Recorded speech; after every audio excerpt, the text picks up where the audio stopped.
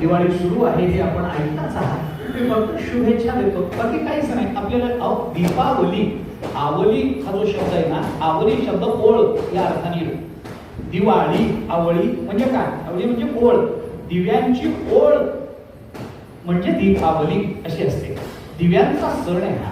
त्यामुळे आपल्या अर्थातच आपल्याकडे काय, दिव्या म्हणजे तेज. आपला सगळा परमार्थच मुळात तमसोमा ज्योतिर्गमय अशा दृष्टीने चाललेला. अंधाराकडून प्रकाशाकडे जाणं ही आपली संस्कृती आहे. अंधारात खिरपत न पडणं आणि प्रकाशाची जाणीव करून घेऊन त्याकडे आपला साधनात्मक प्रवास चालू ठेवणं ही आपली संस्कृती आहे. याकरता आपणही त्याच दिव्यांच्या ओळीचा विचार केला पाहिजे. पण त्या दिव्यांच्या ओळी कोणत्या, काय? आपल्याकडे कर्म, ज्ञान आणि भक्ती या तिन्हीच्या संबंधानं प्रकाशाचा विचार केलेला दिसतो. ज्ञानाला प्रकाश म्हटला जातो, भक्तीला प्रकाश म्हटला जातो. ज्ञान दीप लावू जगी, नामदेवांनी आपल्याला काय सांगितलं?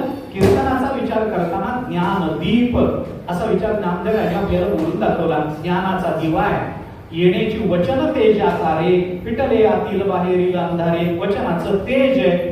ज्ञानोबारायांच्या वचनाचा दिवा हा आपल्या अंतःकरणामध्ये प्रज्वलित झाला पाहिजे, एवढंच आपल्याला त्याच्यातून सांगायचं आहे.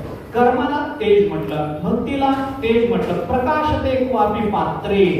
आपल्याला भक्तीचं चिंतन करताना नारद महर्षीने काय सांगितलं? प्रकाश ते पात्र म्हणजे अधिकारी व्यक्तीच्या अंतःकरणामध्ये ही भक्ती प्रकाशित होते. प्रकाशते, ते प्रकाशित होते म्हणजे काय? तेज आहे. भक्तीचं तेज आहे, कर्माचं तेज आहे, ज्ञानाचं तेज आहे. हे तेज आपल्याला या तिन्ही आता ओळ पंगत मांडायची, ओळ मांडायची म्हणजे आपल्याला निदान थोडं तरी बहुवचनाने तरी 3 पर्यंत तरी जायला पाहिजे. याच्याकरता ही ओळ आपल्याला मांडता येते.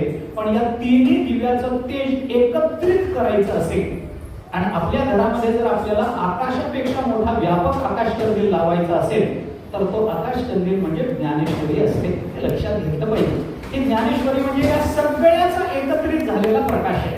त्याच्यामध्ये ज्ञानाचाही प्रकाश आहे, कर्माचाही प्रकाश आहे, भक्तीचाही प्रकाश आहे. हा प्रकाश आपल्या जीवनामध्ये प्रकाशित व्हावा याचा अर्थ ही ज्ञानेश्वरीचं तेज आपल्या अंतःकरणामध्ये सामवावं. गाथ्याचं तेज, तुकोबारायांच्या अक्षराचं तेज आपल्या अंतःकरणामध्ये प्रकाशित व्हावं आणि तुमचं आमचं जीवन या अक्षरांनी उजळून जावं, एवढीच भगवंताच्या चरणी प्रार्थना आहे. की हे तेज असे की हे तेज कधी शांत होत नाही. ज्ञानेश्वरीचा दिवा कधीच विझणार नाही, गाथ्याचा दिवा कधीच विझणार नाही. संतांच्या अक्षरांचे हे अक्षरे नवती देखा ब्रह्म साम्राज्य दीपिका. ज्ञानोबा म्हणतात ना, ही ब्रह्म साम्राज्यावर प्रकाश टाकणारी दीपिका आहे. ही सामान्य अक्षर आहेत असं ज्ञानेश्वरी गाथ्याच्या अक्षरांकडे बघताना आपल्याला म्हणता येणार नाही.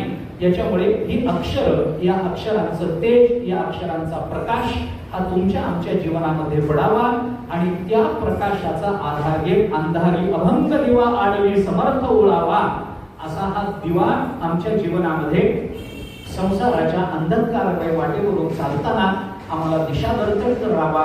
आपण संसारात आहोत की नाही हा भाग वेगळा, आपल्या हातात ज्ञानेश्वरी आहे की नाही हा प्रश्न महत्वाचा.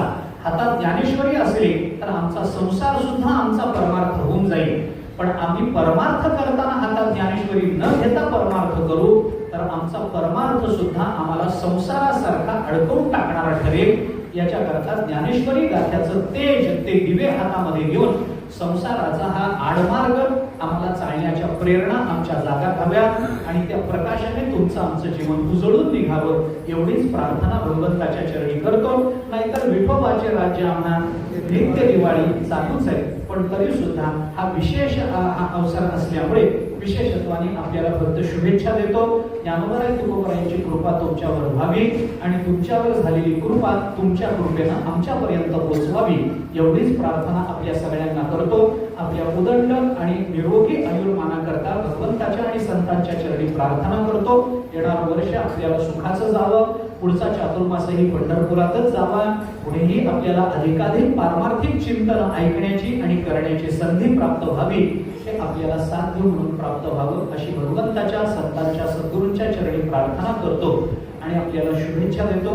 राहिलेला विचार आपण उद्याला करू. कुंडलिक वरदे.